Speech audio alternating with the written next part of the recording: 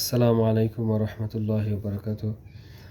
সম্মানিত উলামায়ে কেরাম এবং তিন চিল্লা এক চিল্লা ৩ দিনের তাবলীগের সাথে মহব্বতকারী সমস্ত সাথীদের অবগতির জন্য এই জরুরি লাইভ এবং ভিডিও বার্তা আপনাদের সম্মুখে পেশ করা হচ্ছে।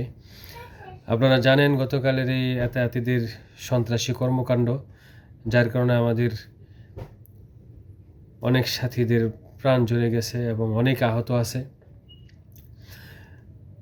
তো এই বিষয়ে আজকেও আমাদের কর্মসূচি পালন করেছি আমরা, এবং মাগরিবের পরে আমাদের শ্রীপুর উপজেলা মার্কাজের মাঝেও আমরা বসছিলাম। এখানে কয়েকটা বিষয় সিদ্ধান্ত হয়েছে।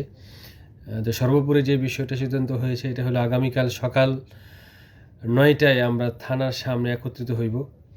তো থানার মাঝে আমরা এই বিষয়ে ওসি মহোদয়ের সাথে কথা বলবো এবং ইউনো অফিসের সামনেও আমরা একত্রিত হইব, ওইখানেও আমরা অফিসারদের সাথে কথা বলবো। এই বিষয়ে আমাদের উলামায়ে কেরামরা থাকবেন এবং আমাদের সাথীবর্গরা থাকবেন। এই জন্য সকল হালকা এবং সকল ইউনিয়নের জিম্মাদার সাথী এবং উলামায়ে কেরাম, মসজিদের খুতাবায়ে কেরাম সবাইকে আহ্বান জানাবো, আপনারা বেশি থেকে বেশি সাথী নিয়ে আগামীকাল ইনশাল্লাহ থানার সামনে একত্রিত হই। এটা এখন আমাদের ইমানি দায়িত্ব।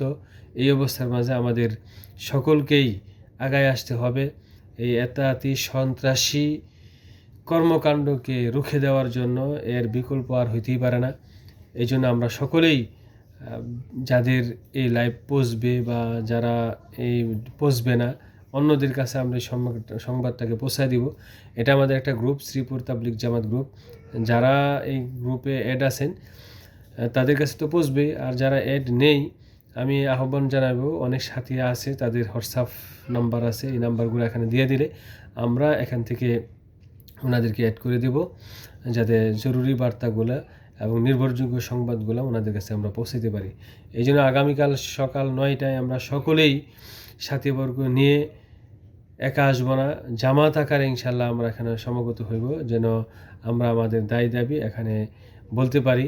বিভিন্ন বিষয়ে মশারা হয়েছে, এই বিষয়গুলো আগামীকালে আপনাদেরকে শোনানো হবে। আর ভিডিও বার্তায় তো সব বলা যাবে না, এই জন্য আমরা সকলে ইনশাল্লাহ আগামীকাল আসার চেষ্টা করি এবং অবশ্যই আসি। আল্লাহ পাক আমাদেরকে আসার তৌফিক দান করেন।